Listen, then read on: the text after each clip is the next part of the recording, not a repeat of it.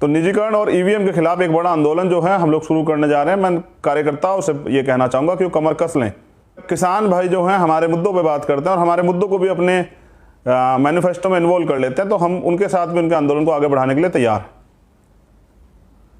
और आप ये भी जानते हैं जिस आंदोलन को आज तक हमने पकड़ा, उसे परवान चढ़ा के छोड़ा, उसमें हम लोग जीते हैं।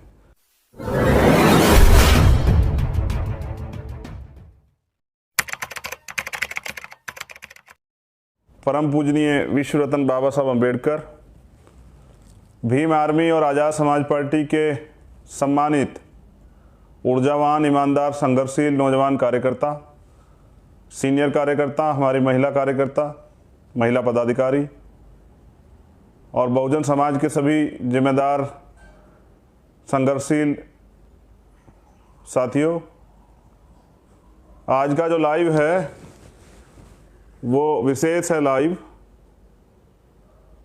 और आप देश के कोने कोने से जुड़े हुए लोग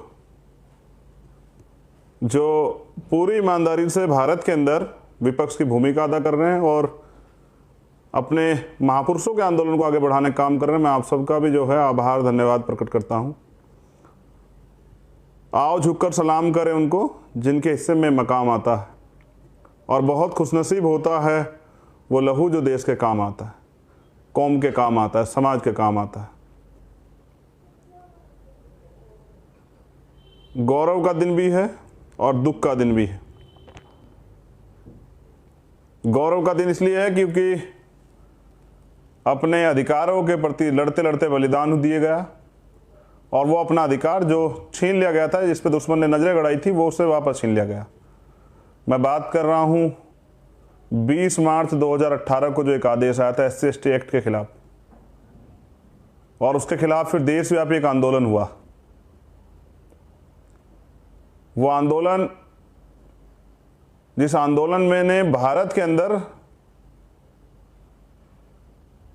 बहुजन समाज के नौजवानों में एक क्रांतिकारी लहर उत्पन्न की, एक ऊर्जा उत्पन्न की, और RSS और बीजेपी के षड्यंत्र पे SC/ST एक्ट को जो कमजोर किया गया था, उसको जो है उनकी उस साजिश को निस्तानाबूद कर दिया। और वो साजिश थी SC/ST एक्ट को कमजोर करने के लिए।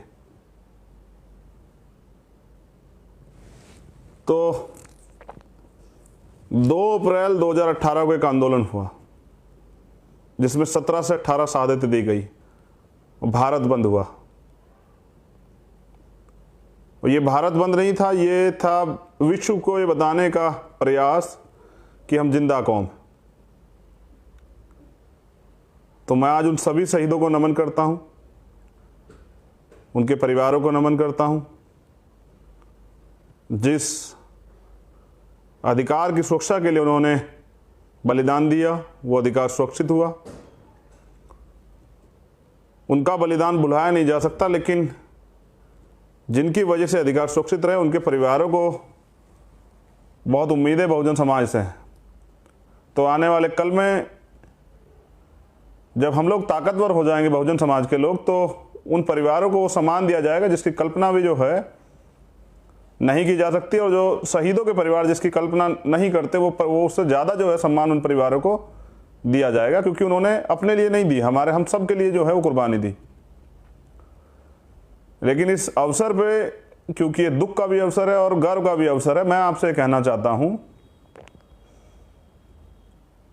कि निर्भय बनिए और कुर्बानी के जज्बे के लिए तैयार रहिए। अगर आप ये दोनों कामों के लिए तैयार हैं तो कोई भी आपके अधिकार छीनने से पहले या आपके ऊपर अत्याचार अन्याय करने से पहले 1000 बार सोचेगा।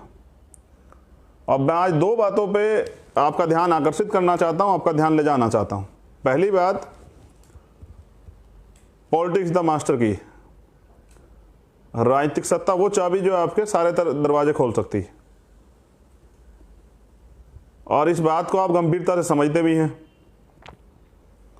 बस मैं आपका ध्यान आकर्षित इसलिए करूंगा कि ये अधिकार जो हैं SC/ST एक्ट को छीनने की कोशिश क्यों की गई, क्योंकि विरोधी विचारधारा के लोग सत्ता में थे।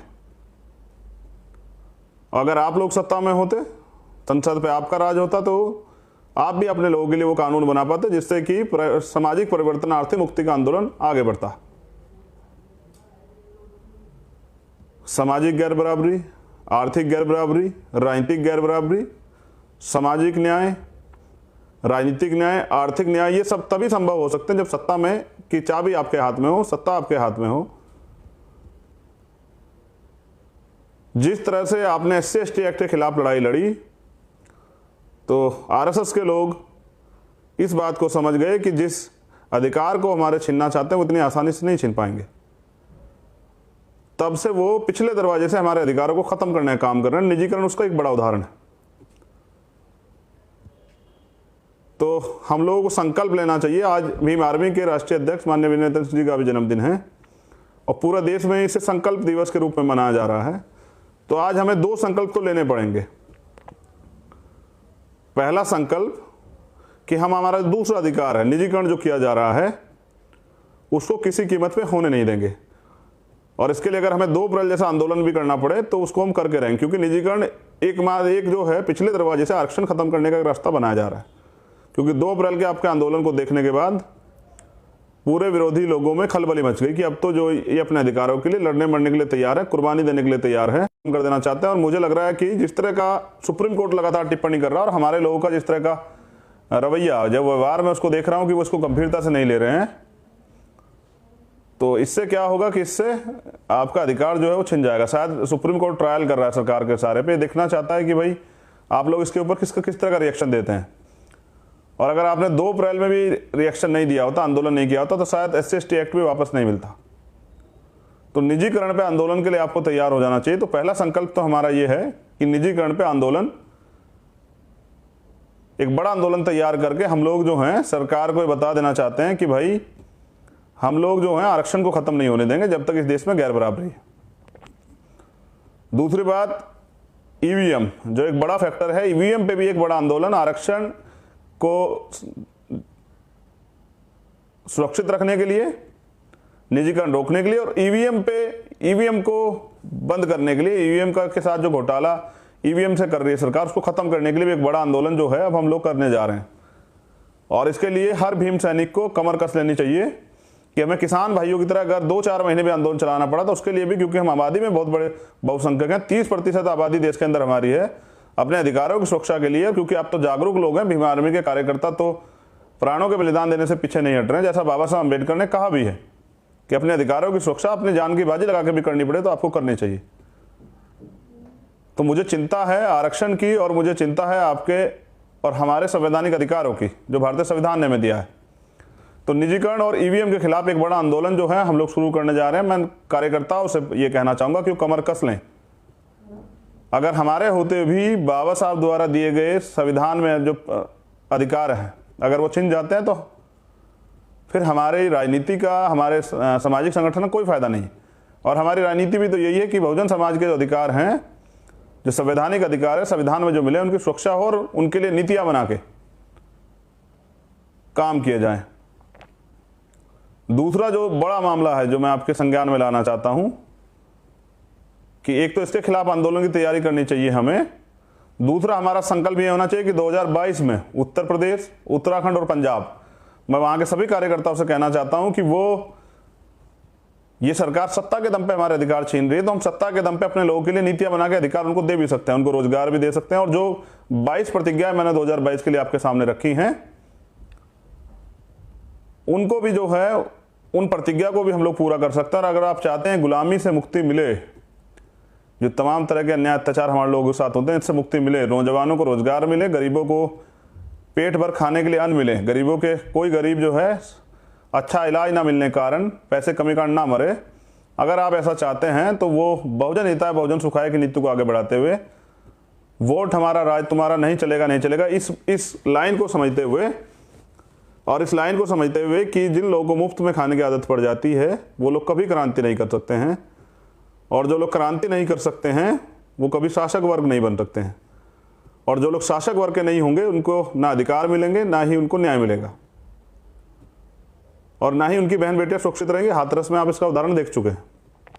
तो आज भी चाहे कांग्रेस की गवर्नमेंट हो या भाजपा गवर्नमेंट हो या किसी प्रदेश में किसी की भी गवर्नमेंट, जैसे दिल्ली में अभी हुआ कि जाति के कारण जो है शेड्यूल कास्ट के 2 लोग, वाल्मीकि जाति के 2 लोग हमारे परिवार के, जिनको जो गटर में जिनकी जान गई, उनको 10-10 लाख रुपए मुख्यमंत्री ने देके और उनको बेवकूफ़ बनाने का काम किया, उनके परिवारों को टालने का काम किया। वहीं दूसरे व्यक्ति को 1 करोड़ रुपए उन्होंने खुद जाके दिए। तो वो जिस तरह का भेदभाव हमारे साथ किया जाता है, हमें इसको समझना पड़ेगा और हमें अपनी वोट की वैल्यू को समझना पड़ेगा। वोट की ताकत से हम लोग राजा बना सकते हैं। तो इसलिए जो है, जैसे मान्यवर काशीराम साहब कहते थे कि मुर्दा लोग मिशन नहीं चलाते और जिंदा लोग रुकने नहीं देते, तो मुर्दा लोग जो हैं वो मिशन नहीं चला सकते, लेकिन जो लोग चला रहे हैं वो इसकी गंभीरता को समझे। अपनी व्यक्तिगत स्वार्थ, अपनी इच्छाएं, अपनी व्यक्तिगत जो है महत्वाकांक्षाएं, उनसे ज़्यादा जरूरी, रोटी से भी ज़्यादा जरूरी है सम्मान और स्वाभिमान। तो एटीट्यूड, यहाँ लड़ाई अधिकार आप तो पाए, आज सम्मान से रहे हैं, गाड़ियों में चल रहे हैं, ट्रेन में चल रहे हैं, प्लेन में चल रहे हैं, रेल में चल रहे हैं, अच्छे अच्छे मकान बनाए, अच्छे अच्छे कपड़े पहनते। ये भारतीय संविधान से 70 साल में जो मिला है वो ये है। लेकिन खाली इसी से काम नहीं चलेगा। हम लोगों पे ताकत है अपना भविष्य लिखने की। तो मेरा जो है यही उद्देश्य है कि आप लोग अपनी वोट की ताकत को समझें, अपनी आबादी की ताकत को समझें। तो एक ईवीएम के खिलाफ आंदोलन, दूसरा निजीकरण के खिलाफ, और किसानों के समर्थन में भी हमें जो है कुछ फैसले लेने पड़ेंगे। क्योंकि अगर किसान भाई जो हैं हमारे मुद्दों पे बात करते हैं और हमारे मुद्दों को भी अपने मैनिफेस्टो में इन्वॉल्व कर लेते हैं, तो हम उनके साथ भी उनके आंदोलन को आगे बढ़ाने के लिए तैयार हैं। और आप ये भी जानते हैं, जिस आंदोलन को आज तक हमने पकड़ा, उसे परवान चढ़ा के छोड़ा, उसमें हम लोग जीते हैं। चाहे वो संत श्रोमणी सतगुरु रविदास जी महाराज जो गुरु घर तोड़ दिया गया था दिल्ली वाला हो, चाहे वो हाथरस वाला हो, चाहे वो थाना गाजी वाला हो, चाहे वो 2 अप्रैल का हो, चाहे वो कोई और आंदोलन हो, चाहे वो 23 फरवरी का भारत बंद हो, चाहे वो 5 मार्च का भारत बंद हो। तो मैं आपसे ये उम्मीद और आशा करता हूं कि आप सत्ता की ताकत को समझेंगे और वंचित वर्ग के जितने भी तबके हैं, यानी कि SC ST OBC और माइनॉरिटी के जो लोग हैं, उनको जोड़ने का काम करेंगे, सामाजिक भाईचारा बनाने का काम करेंगे। और अब इस आंदोलन को पूरे देश में फैलाने के लिए मैं खुद साइकिल यात्रा पे जो है निकलने वाला हूं पंचायत चुनाव के बाद। और बहुजन समाज को उत्तर प्रदेश, पंजाब और उत्तराखंड में जागरूक करने के बाद पूरे देश में जाके जो है मान्यवर साहब काशीराम और बाबा साहब अम्बेडकर का सपना पूरा करने के लिए हम लोग निकलेंगे। तो उत्तर प्रदेश के कार्यकर्ताओं से, उत्तराखंड के और पूरे देश में भी, क्योंकि हमें पहले बहुजन समाज बनाना है, बहुजन भाईचारा स्थापित करना है, तो मैं कहना चाहूँगा कि schedule caste, schedule tribe, backward और माइनॉरिटी के लोगों में आपसी भाईचारा तैयार करें और जोड़ने का काम करें। प्रजापति, कुशवाहा, साक्य, मौर्य, पटेल, कुर्मी, यादव, ये कश्यप, पाल, ये जो बैकवर्ड के जो हमारे लोग हैं, मोस्ट बैकवर्ड के जो हमारे लोग हैं, उनको जोड़ने का काम करें। शेड्यूल कास्ट की जितनी जातियां उनको जोड़ने का काम करें, माइनॉरिटी के लोगों को जोड़ने का काम करें और बहुजन भाईचारा स्थापित करके उत्तर प्रदेश के अंदर 2022 में सरकार बनानी। तो इसके लिए आपको संघर्ष करना पड़ेगा और निकलना पड़ेगा। और गांव-गांव जाके जितने कार्यकर्ता, जितने ईमानदार कार्यकर्ता, संघर्षशील कार्यकर्ता हमारे पास हैं, ऐसे तो किसी पार्टी के पास नहीं है। तो मैं कहना चाहता हूं आपको कि गांव-गांव जाके लोगों को जागरूक करिए। अपनी प्रतिज्ञा, जो 22 प्रतिज्ञा, गांव-गांव में उत्तर प्रदेश, उत्तराखंड और पंजाब के कार्यकर्ता जा जाके लोगों के बीच में गांव-गांव मीटिंग करके और कंपटीशन के थ्रू, एक कंपटीशन करके कि मुझे ज़्यादा मेहनत करके ज़्यादा कार्यकर्ताओं को, ज़्यादा लोगों को तैयार करना है, इस बात को ध्यान में रखते हुए निकलें और तैयार करें। और उत्तर प्रदेश के कार्यकर्ताओं से तो, क्योंकि यहाँ पंचायत चुनाव में कहना चाहता हूँ कि भाई ये हमारा जो है ट्रेलर चल रहा है, पिक्चर तो 2022 में है, तो ट्रेलर में जो है पार्टी को ध्यान में रखते हुए पार्टी द्वारा जो कार्यकर्ता जो आपके लिए जो पार्टी का प्रत्याशी उतारा गया उसको जिताने का काम करें। अपनी पार्टी के प्रति और अपने मूवमेंट के प्रति निष्ठावान, ईमानदार रहें और यहीं से जो है सभी के लिए संदेश स्थापित होगा कि बहुजन समाज के लोग उत्तर प्रदेश में भी जब अब जो हैं सत्ता के लिए तैयार हो गए हैं। तो मेरी बहुत बहुत मंगल कामनाएं सभी कार्यकर्ताओं के लिए। मुझे गर्व है आप सब लोगों के ऊपर और पूरे देश की जो हमारी टीम है। जैसे अभी राजस्थान में हमारी टीम जो है, मुझे पता लगा कि भीम आर्मी के प्रदेश अध्यक्ष जी अभी आंदोलन कर रहे हैं, एक बच्ची को न्याय दिलाने के लिए भूख हड़ताल पर बैठे हुए हैं। मैं ऐसे सभी कार्यकर्ताओं को सलाम करता हूँ। जिस तरह से आज पुणे में आंदोलन था, महाराष्ट्र की टीम लगातार आंदोलन कर रही है, मैं ऐसे सभी कार्यकर्ता, उत्तराखंड की टीम लगातार आंदोलन कर रही है, मैं ऐसे सभी कार्यकर्ताओं को, हमारी केरल की टीम ने जो कर दिखाया तो मैं उनका भी धन्यवाद साधुवाद करता हूं। तो परिवर्तन के लिए तैयार हो जाइए। 3 तरह से लोग जुड़ेंगे। पहले जुड़ेंगे विचार से, जो लंबे समय के लिए जुड़ेंगे और इस कारवा को आगे बढ़ाने में आपकी मदद करेंगे। दूसरे लोग जुड़ेंगे व्यक्ति से, कि कोई पार्टी का, किसी पार्टी से नेता आपके पास आएगा, उसके साथ लोग आएंगे और वो जब वो जाएगा तो चले जाएंगे। ऐसे लोग की परवाह नहीं करनी है, ये तो आते जाते रहते हैं लोग। तीसरे लोग जुड़ेंगे घटनाओं से, कहीं कोई घटना होगी तो लोग आपके साथ जुड़ेंगे, लेकिन उन सब लोगों को विचार से जोड़ना है। अपने महापुरुषों के जो विचार थे, समता, समानता, बंधुत्व, भाईचारा, समता मूलक समाज की स्थापना के लिए। और अंतिम संदेश में कहना चाहता हूं कि भाई एक दूसरे पर टीका टिप्पणी करना बंद करें। हम मिशन के लोग हैं, हमारा काम तो भाईचारा स्थापित करना है। किसी के धर्म को, जाति को, मजहब को गाली देना हमारा काम नहीं, किसी की आलोचना करना हमारा काम नहीं। आलोचना से हम लोग आगे नहीं बढ़ने वाले हैं, हम अपनी मेहनत से आगे बढ़ने वाले हैं। तो मेहनत करने का काम करें। और मुझे बहुत बहुत आभार सभी कार्यकर्ताओं का। बस याद रखें वो 2 संकल्प। पहला, इस देश में निजीकरण को रोकना है, आरक्षण को सुरक्षित रखना है, भारतीय संविधान सुरक्षित रखना है, ईवीएम पे बैन लगाना है। और दूसरा, उत्तर प्रदेश, उत्तराखंड और पंजाब में अपनी सरकार जो है बनानी है, क्योंकि जब आपकी सरकार बनेगी तभी जो है आप गरीबों के लिए, मजलूमों के लिए, सताए हुए लोगों के लिए कुछ कर पाओगे।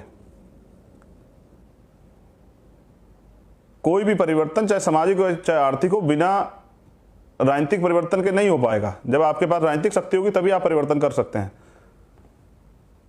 तो इसलिए मैं आपसे कहना चाहता हूं कि आप लोग तैयार हो जाएं और संकल्प लें कि फिर कोई षड्यंत्र 2 अप्रैल जैसे आंदोलन आपको ना करने पड़े, कोई षड्यंत्र आपके खिलाफ ना हो। तो इसके लिए सत्ता पे भी काबिज होना है, और अभी जब तक सत्ता नहीं मिलती है तब तक आंदोलन को भी आगे बढ़ाना है। तो जय भीम, जय भारत। बहुत बहुत साधुवाद आप सबके लिए। आप सबका मंगल हो, पूरी दुनिया में रहने वाले लोगों का मंगल हो। आप स्वस्थ रहें, दीर्घायु रहें।